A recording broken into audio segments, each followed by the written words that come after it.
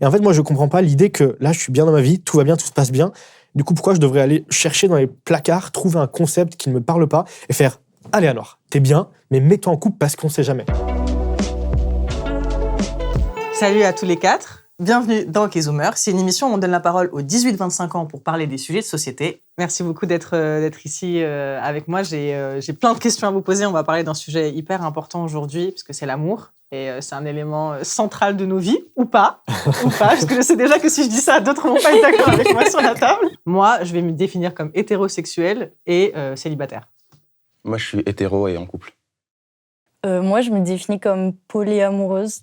Moi, je suis hétérosexuelle et en couple. Alors moi, je me définis comme célibataire et ayant très envie de le rester. C'est la réponse autour de la table. Là, pour continuer dans un petit peu les clichés autour du célibat ou pas et du couple, j'ai deux gros clichés sous la main, là, sous les panneaux là. C'est vraiment deux idées reçues un peu sur les jeunes, parce que vous faites partie de la génération Z, les zoomers, donc ceux qui ont aujourd'hui entre 18 et 25 ans. Et il y a deux panneaux. Donc ce que je vais vous demander, c'est que je vais en montrer un, je vais le lire, et on va essayer de faire un tour de table, mais très rapide, sur ce que ça vous évoque. Est-ce que vous êtes d'accord ou est-ce que vous n'êtes pas d'accord avec l'affirmation ? C'est bon ? Ok. Est-ce que c'est vrai que les jeunes ne veulent pas s'engager en amour ? Non. Non, moi, je suis pas d'accord. Vas-y, je t'en prie. En fait, c'est pas une question d'âge, je pense, c'est une question de volonté et d'état d'esprit, je pense. Il peut y avoir des personnes de 50 ans qui préfèrent rester célibataires et s'amuser sur des jets privés ou même sur des jets ou des yachts. Et peut-être avoir des jeunes de 18 ans qui veulent se poser, même qui se marient très jeunes. Donc pour toi, c'est pas une question de génération, Non, c'est juste franchement, non. de choix personnel. Ouais, c'est un choix personnel. Toi, t'es d'accord avec ce qu'il vient de dire ? Plus ou moins. Enfin, moi, je pense que y a encore plein de jeunes qui veulent s'engager comme avant, mais c'est juste qu'il y a moins la pression de s'engager qu'il y avait avant. Ok. T'es d'accord aussi ? Ouais, car moi, je pense qu'en fait, c'est juste que je pense pas que les jeunes veulent plus s'engager en amour. Je pense juste qu'en gros, la nécessité du couple, elle est encore présente, mais de moins en moins. Et ça permet peut-être aux gens de se dire vraiment, est-ce que vraiment j'ai envie d'être en couple ou est-ce qu'en fait, je peux prendre du temps pour moi et j'ai le droit, quoi. Ok. Je peux faire les Moi, deux. je suis assez d'accord également avec Arthur. Je pense que le fait de s'engager en couple n'est pas une question d'âge.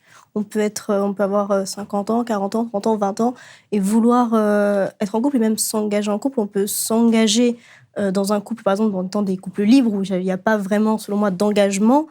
Et un engagement, vraiment, ça peut dépendre justement de certaines des personnes, de leurs envies, de leur orientation. Mais le fait d'être en couple, niveau engagement, je ne pense pas que l'âge soit un facteur.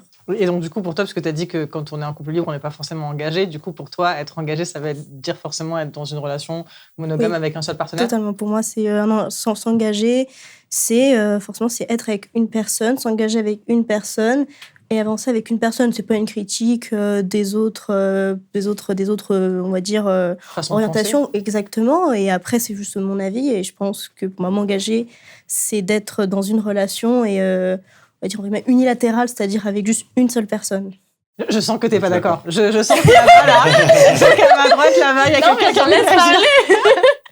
Non, mais moi, je suis pas hyper d'accord. Je pense qu'on peut s'engager avec plusieurs personnes.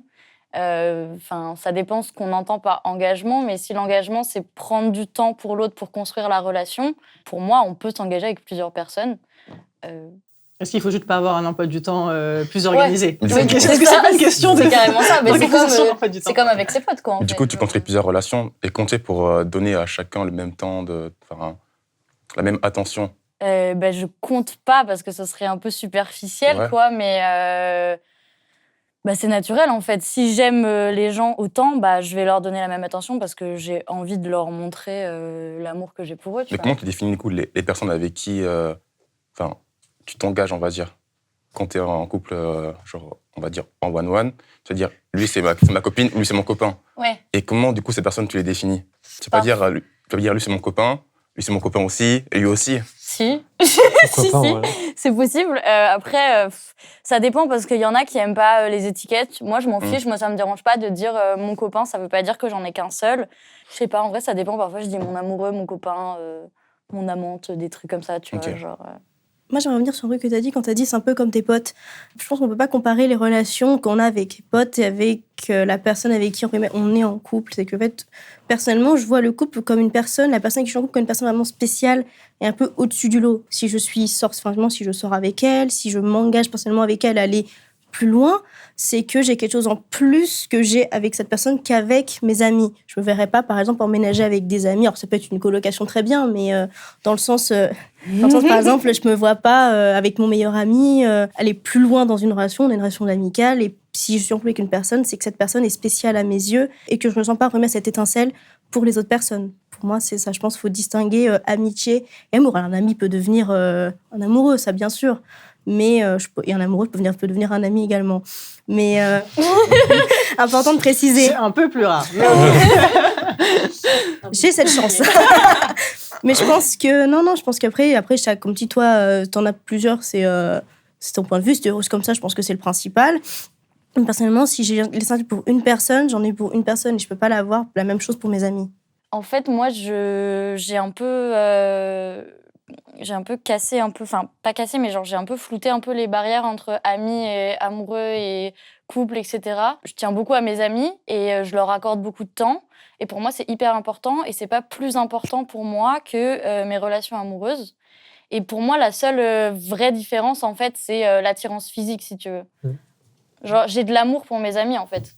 Moi, je pense que c'est super important ce que dit Marie-Astrid, c'est qu'en fait, chacun trouve un peu son bonheur là où il veut. Il y en a qui sont dans des unions monogames et sont très heureuses des personnes qui sont très heureuses comme ça, et puis il y en a qui sont dans des couples polyamoureux. Et donc, c'est ça aussi qui est important, c'est de dire que chacun a sa vision aussi de l'amour, de comment on trouve le bonheur comme ça. Toi, par exemple, tu parles de célibat. Ouais. C'est vrai que moi, je partage un peu ta vision, à savoir que moi, ce qui me rend le plus heureuse, c'est de ne pas être en couple. Donc, c'est vraiment chacun trouve un peu son endroit de bonheur et de plaisir. Et c'est intéressant ce que tu dis, justement, parce que on parlait de la question de l'attirance aussi. Il y a un peu ce fait-là où on nous dit mais vous pouvez pas être avec une seule personne toute votre vie, il n'y a pas qu'une seule personne qui peut s'intéresser à vous. Et je trouve que c'est intéressant avec le polyamour, c'est ce fait-là justement d'admettre que on est des êtres humains, on peut être attiré par plusieurs personnes et il y a un truc d'honnêteté de se dire dès le début de la relation. Donc c'est aussi, je trouve que c'est très générationnel ça aussi d'avoir mis ces sujets-là sur la table. J'ai une question. Du coup, c'est-à-dire est-ce que tu tombes amoureuse de toutes ces personnes ou d'une seule en particulier? Si c'est mes amoureux, je suis amoureuse. T'es amoureuse de... Non, mais tu peux être en couple, mais pas forcément amoureux. Ok, moi, c'est un truc que je conçois pas trop. Enfin, je pourrais pas être en couple avec quelqu'un si je suis pas amoureuse. Parce que sinon, c'est des amis, du coup. Ouais, c'est ce que ça rejoint ce que disait, du coup, ça rejoint ce que disait Marie-Astrid. Pas forcément. Enfin, tu peux te mettre en couple avec une personne sans au début être amoureux, et au fil du temps, cet amour se déploie et tu tombes amoureux de la personne. Ouais, bien sûr. C'est très subjectif ce que je dis. Moi, je dis juste que moi, je ne me vois pas être en couple avec quelqu'un dont je suis pas amoureuse, mais c'est moi, tu vois. Genre, je sais qu'il y a plein de gens qui le font. On parlait justement de l'attirance, de l'engagement et tout ça. Là, j'ai un autre cliché sous le panneau et je veux qu'on en parle. Je vais vous montrer ça tout de suite. Je pense que ça va vous énerver parce que c'est bien patriarcal. Yes. Et que je sens qu'autour de cette table, qu'il y a une vibe pas trop patriarcale. Ouais. Donc, j'espère que je ne me trompe pas. On adore. Les femmes veulent des sentiments et les hommes des relations sexuelles. Alors là. Aïe, aïe, aïe. Ah, on a heurté des gens là. Je t'en prie. C'est faux. Non, franchement, moi je suis assez d'accord. Je suis pas d'accord. Encore une fois, c'est propre aux personnes. Enfin, moi, je pense que le sexe, il joue absolument aucun rôle là-dedans. Et c'est ce qu'il y a dans ta tête et dans tes envies et tes intentions envers la personne. Quand je suis en couple, je veux que ce soit mutuel et qu'on s'aime tous les deux. Et c'est pas forcément que ce soit que de l'attirance physique ou qu'il y ait que du sexe, etc. Moi, je veux qu'il y ait quand même une certaine osmose entre nous deux. Et je trouve que c'est important de privilégier en particulier l'amour plutôt que juste le sexe. Sinon, autant... Et ça t'énerve du coup ce cliché qu'on a souvent des hommes en disant les hommes ils veulent que du sexe. Tu trouves que c'est nul dans les rapports de séduction, dans les rapports avec les femmes? Mais c'est pas que ça m'énerve, mais moi je trouve que c'est faux. Ouais. On va peut-être me clasher quand je vais dire ça, mais on a plus de filles qui ont plutôt cette idée-là. Ok. Ouais. Moi, je suis vraiment pas la bonne personne pour tenir cet argument en tant que mec qui n'a pas de sentiments, mais je trouve qu'effectivement, c'est assez faux. En vrai, c'est une perspective qui est archi vieille et qui, en vrai, tient plus du tout la route aujourd'hui. Quand tu regardes dans les rapports qu'on a, tu vois, on va souvent parler de dire oui, les mecs, ils sont là pour le cul, les femmes, elles sont là pour le sentiment, mais qui on va justifier qu'il y ait des crimes passionnels, qu'il y ait des crimes de jalousie, ça va être les mecs. Donc, en vrai, le cliché, il est un peu ambivalent quand ça sert. Et de deux, je trouve qu'en vrai... au vu de la socialisation qu'on a tous, en soi, les gens ont juste tous des attentes très différentes et très ponctuelles. Et des fois, effectivement, tu vas tomber sur un mec qui veut que ça ou sur une meuf qui veut que ça, mais c'est tellement en fait polyforme que... Voilà. Toi, je crois que tu n'es pas du tout d'accord Moi, avec justement, ça. j'étais assez d'accord avec l'affirmation. Ok. Alors, pas forcément pour tout le monde, évidemment. Je trouve que justement, aujourd'hui, la génération, justement, les Z, les zoomers, comme on dit, ont un peu changé, justement, ont un peu cassé cette vision. Mais je pense que ce qui a donné cette vision, sont également tout ce qui est en rapport avec les livres, avec toute la culture, en fait, Ouais, qui a qui donné entoure. ça, Mhm. qui a popularisé certaines relations ainsi. Alors que si ça se trouve, dans les faits, dans la vraie vie, ça a totalement été différent. Après, je pense que je vais être un peu relativiste en disant ça, mais ça dépend de chaque personne. Aujourd'hui, l'avantage, c'est qu'on peut être beaucoup plus libre en disant ce qu'on cherche dans une relation. On peut être On honnête peut en être disant plus dès le cash. début, Voilà, ouais, en ça. étant cash dès le Instaurer un début. cadre. Instaurer un cadre en disant moi je suis là pour ça, ça, ça, toi t'es pas d'accord, bah au revoir. C'est peut-être Ok. Thank Ouais, you, c'est- next. c'est peut-être un peu trash dit comme ça, mais je pense qu'aujourd'hui il y a quand même plus cette honnêteté. Par exemple, les filles, elles ne vont plus choisir un partenaire par rapport à ce que leurs parents veulent, mais par rapport à ce qu'elles veulent globalement. Après, c'est à chaque personne d'adapter ses besoins en fonction de ce que chacun des deux, ou plus, je pensais à Zoé, veulent justement. Voilà, t'as inclus dans ton spectre amoureux. C'est Mais inclusif. en plus, je me rends compte que cette phrase, je sais pas si vous êtes d'accord avec moi, mais ça a aussi alimenté des jeux malsains dans la séduction. Vous savez, cette fameuse règle de couche pas le premier soir Ouais. parce que sinon il va Ouais. croire que tu es acquise. Ou en fait, c'est comme s'il y avait des attentes préétablies qui font que dans la séduction, on aborde tout ça un peu différemment si on est un homme ou si on est une femme, tu vois. Ouais. J'avoue qu'en plus, sur ce point, je trouve que c'est un truc que je ressens vachement. En fait, j'ai l'impression qu'en gros, quand tu vas dater, relationner avec quelqu'un, en fait, t'affrontes deux choses. T'affrontes la personne que tu relationnes et t'affrontes l'attente de ce que tu penses devoir faire quand tu relationnes, dans le sens où il y a cette personne-là qui est nouvelle, qui est différente, que tu dois apprivoiser. Mais en plus, t'as toutes ces attentes-là de ce que tu devrais vouloir. Et moi, c'est un truc que j'ai vachement ressenti tout au long de ma courte vie, qui est qu'en fait... Ça se compte en minutes, là, carrément. Tu vois, c'est vraiment courte vie. Oh, le réflexe. Mais tu vois, il y a vachement ce truc de, en fait, tu rencontres quelqu'un, donc d'abord, tu l'apprends à la connaître, mais en plus, t'es un peu en mode, genre, tu l'apprends à connaître tes propres envies. Et dans ce cliché que tu nous as montré, je pense qu'il y a une grande part, en fait, de gens qui ont des envies qui sont légèrement différentes de ça, mais elles doivent d'abord, entre guillemets, passer le check de... Alors, toute ma vie, on m'a dit qu'en fait, je voulais que des sentiments. Est-ce que j'ai vraiment envie d'avoir que des sentiments ?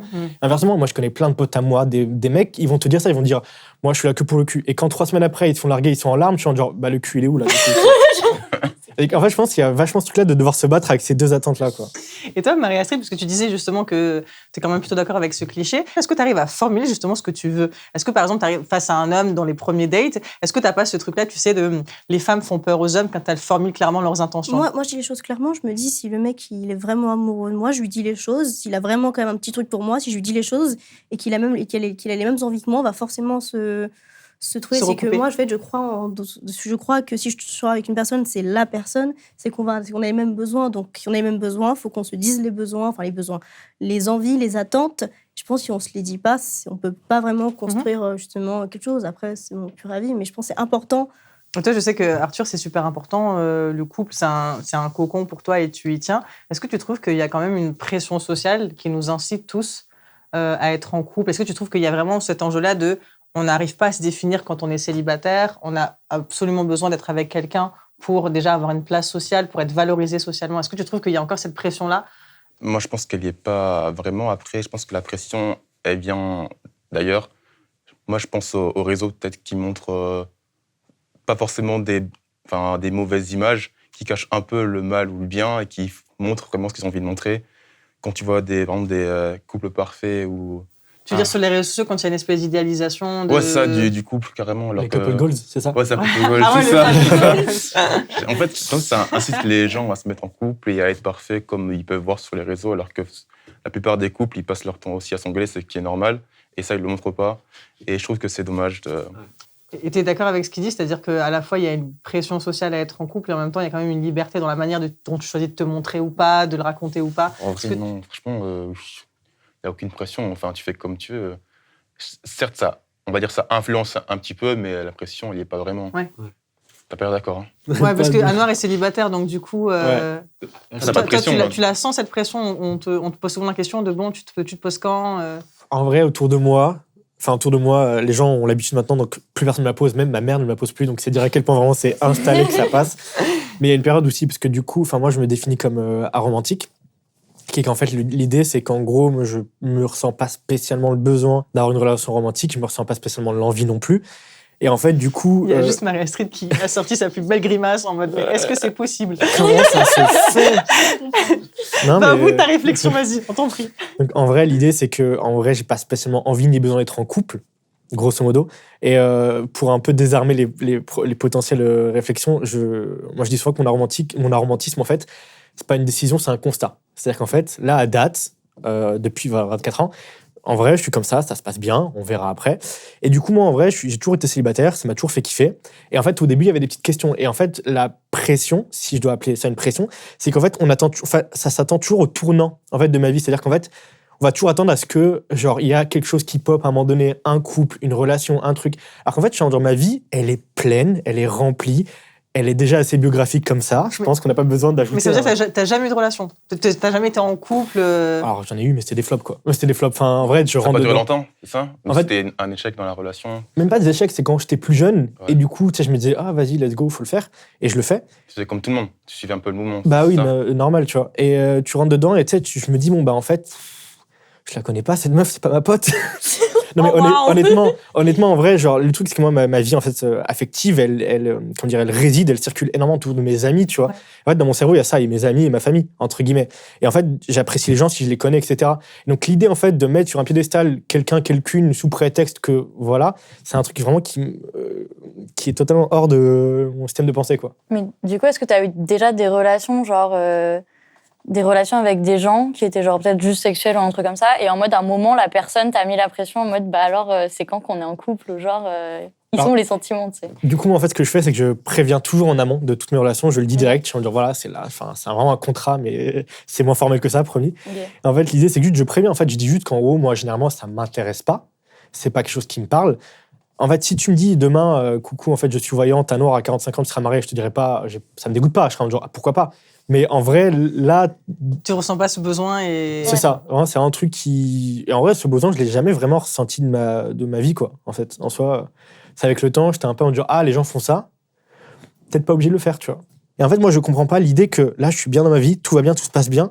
Du coup, pourquoi je devrais aller chercher dans les placards, trouver un concept qui ne me parle pas et faire, allez, Anouar, t'es bien, mais mets-toi en couple parce qu'on sait jamais. En vrai, à date, je suis bien, je suis confiant, je suis à l'aise. Je vois pas où. C'est le principal. Ouais, c'est ça. J'ai vu ça. Notre petit jeu là, tout de suite, c'est compléter une phrase. Donc, je vais vous dire une affirmation. Vous trichez pas, les deux à côté de moi, là. Comment Même ça? pas voir. Non, vous regardez pas. Je vais Ok. dire une phrase et le but, c'est de te compléter avec un mot ou deux grand max. Partez pas en dissertation, s'il vous plaît. Vous êtes prêts? Du coup, est-ce que croire... Enfin, non, pourquoi est-ce que... Non, c'est à vous de compléter. Croire au grand amour, c'est...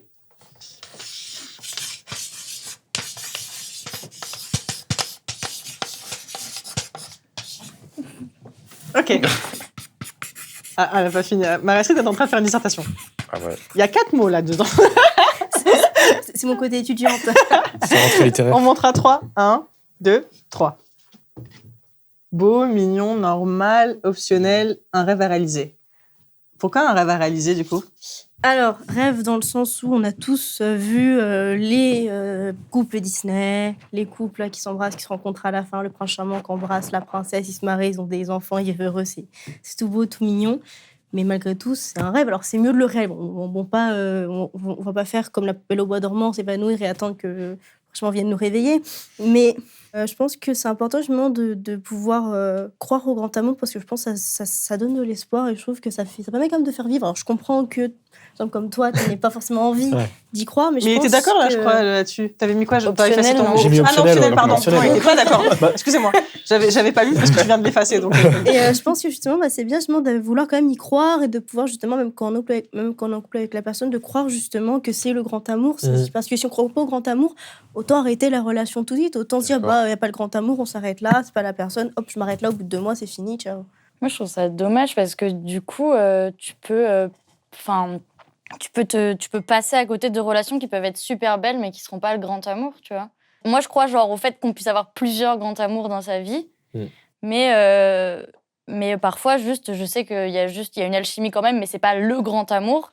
Mais c'est quand même une belle relation et ça me fait du bien et ça fait du bien à l'autre personne. Et du coup, pourquoi arrêter là si on se dit c'est pas le grand amour? Moi, j'admire les gens qui ont ces croyances-là et c'est super et je trouve ça vachement beau d'avoir ce truc-là. Je pense que en fait, à entendre ça, ça me conforte encore plus dans ma perspective qui est que De rester seul.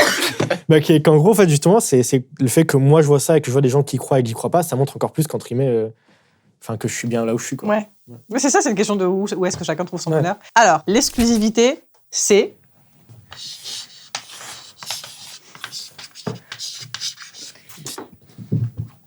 « 3, 2, 1... Non négociable. Surcoté. Je suis d'accord. Indiscutable, propre à chaque couple. Ah, pourquoi un smiley triste? Parce que c'est triste l'exclusivité? Bah, moi, ça m'a triste, je trouve ça dommage. Oh. Parce que moi c'est très subjectif. Hein. Après, c'est genre, moi, je sais que si je suis exclusive, je serais pas épanouie et que voilà quoi. Donc, moi, je sais que ça me rendrait pas heureuse. Et toi, surcoté, c'est un peu dans ce sens-là aussi? Ouais, pour la petite histoire, j'ai vécu en coloc avec un couple libre et en vrai, ça a changé ma vision de l'exclusivité. Parce qu'au début, j'étais en mode genre, ouais, ça va, où ça? Et en fait, je me suis rendu compte qu'en gros, quand tu t'accordes sur tout le reste, mais qu'en fait, tu dis dès le début, j'ai besoin de ça et toi aussi, tu as besoin de ça, et viens, on discute et on communique, non seulement ça marche, mais en plus, cette force à communiquer, parce que tu ouvres une partie de toi qui est tellement vulnérable. Moi, pareil, au début, l'exclusivité dans mes relations non amoureuses, ça me terrifiait. En fait, je me suis rendu compte qu'en vrai, quand t'en parles, c'est encore mieux. Mais en fait, ça fait plus d'honnêteté, du coup, genre. Tu communiques de ouf, tu peux dire, genre... Parce que ça arrive à tout le monde, même quand t'es en couple et que t'es hyper amoureux et tout, d'avoir des petits crushs et tout. Quand t'es en relation exclusive, du coup, genre, tu vas pas oser le dire et ça va être un peu frustrant, tu vas te sentir coupable, etc. Alors que si t'es en non-exclusivité, tu vas pouvoir dire, j'ai un petit crush et après, tu peux en parler et tu vois ce que vous faites. Et pour moi, il y a un truc qui est ultra important en plus, c'est qu'en fait, on pense souvent que l'exclusivité, c'est clair, c'est simple, alors que la non-exclusivité, c'est flou. En fait, l'exclusivité aussi, c'est flou, parce que qu'est-ce qui est exclusif? En fonction des couples, ça va être... on n'a pas la même définition de c'est ça, c'est ça. Voilà. Mais Est-ce que liker les photos sur Instagram, c'est tromper? En vrai... Non. Non, ça va? Ok. Parce que maintenant, mais moi, j'ai vu beaucoup de couples se séparer à cause des réseaux sociaux. Pour des likes, pour des DM, etc. Ouais, ça m'étonne pas, en vrai. Je suis d'accord, ouais. Pour moi, c'est non négociable. C'est mon copain, il n'est pas exclusif dans la relation, c'est au revoir. Il n'y a pas de chemin, il n'y a pas de chemin possible, il n'y a pas de discussion. C'est juste, tu es mon copain, je suis ta copine, et voilà. Ok. Dernière phrase à compléter. Vouloir se marier et avoir des enfants, c'est...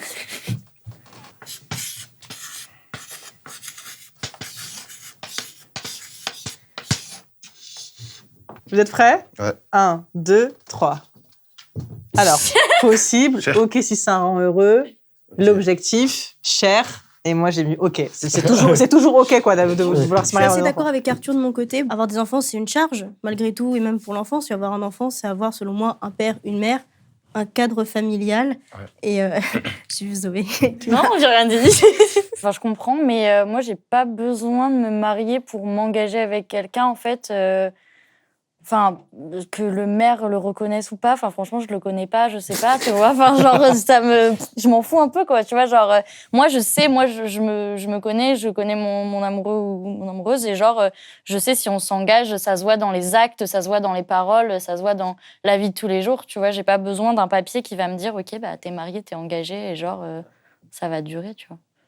Et du coup, toi, tu parlais un peu aussi des réseaux sociaux, du fait que tu t'affichais souvent en couple. J'ai l'impression que c'est un espace qui a beaucoup changé notre rapport au couple, notre rapport aux relations. À la fois, c'est un espace de rencontre et c'est un espace qui justement, met des nouvelles règles sur qu'est-ce que ça veut dire exclusivité, etc. Il y a aussi le fait que maintenant, on est dans un marché hyper compétitif, même pour la séduction, et que, en fait, quand tu parles avec une personne, tu sais que la personne parle à plusieurs personnes.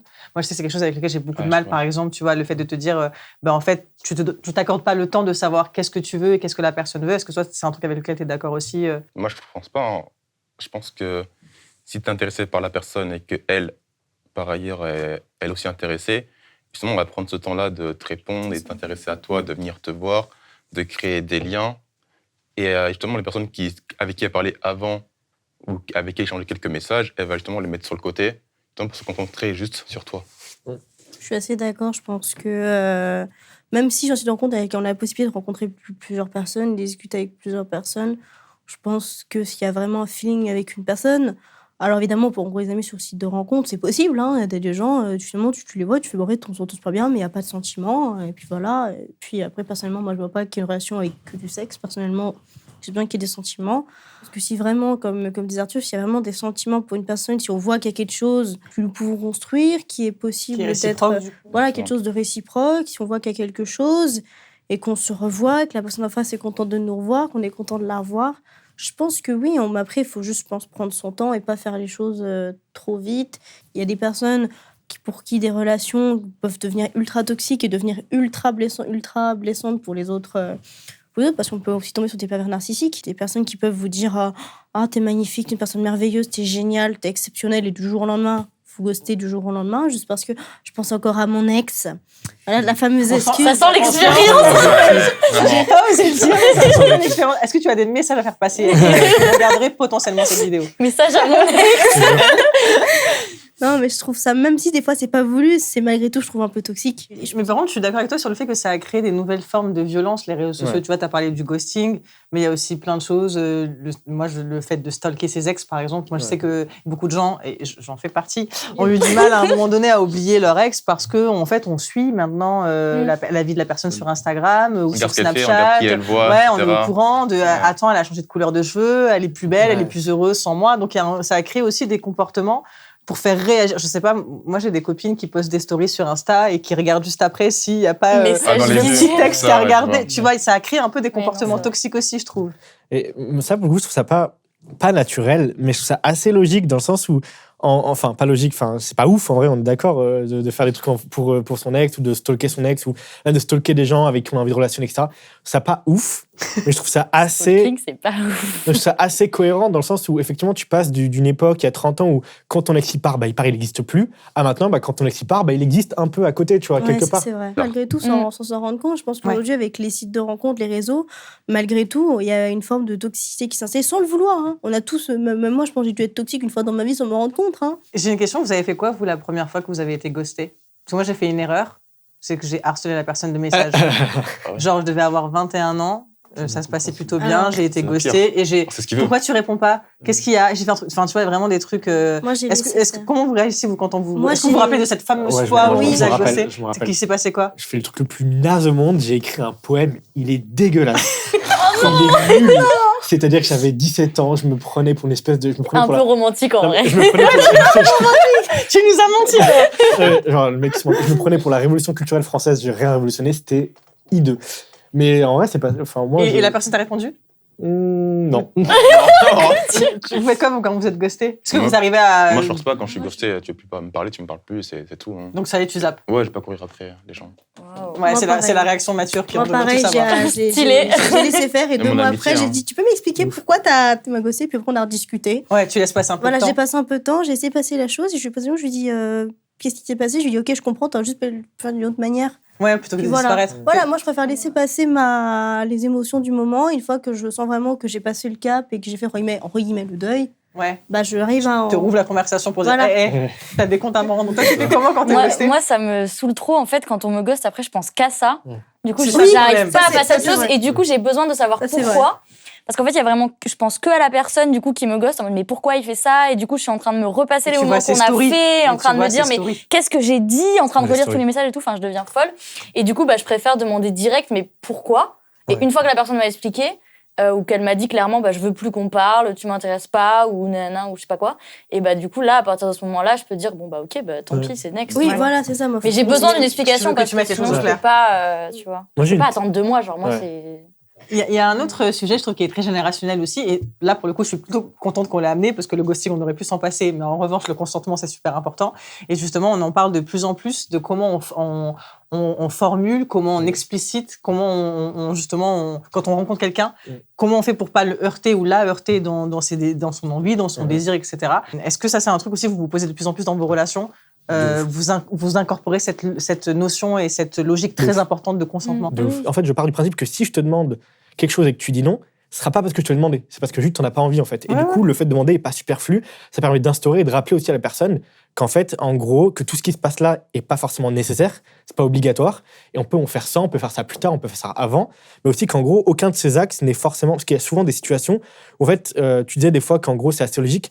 Moi, un truc que je trouve assez triste, et je trouve qu'en fait, en plus, au contraire, le consentement ou les actes, etc., qu'ils soient sexuels ou pas, ils sont pas si logiques que ça. C'est-à-dire qu'il y a souvent des enchaînements d'actes qui se font parce que tu penses qu'il doit se faire dans cet endroit-là. Oui, alors ou que pour pas faire, nécessairement. pour faire plaisir. Je voulais C'est pas ça. le heurter, Ouais, je voulais pas la heurter, ouais. alors qu'il n'y a pas d'envie de base. C'est Ça, elle a pas envie, mais qu'elle veut faire plaisir, du coup, Ouais, elle s'est forcée à voilà, le faire. et ça c'est important de rappeler qu'on a des envies et qu'on ne peut pas forcer les autres à avoir C'est ça. les mêmes, donc il faut toujours communiquer là-dessus. Quoi. Ouais.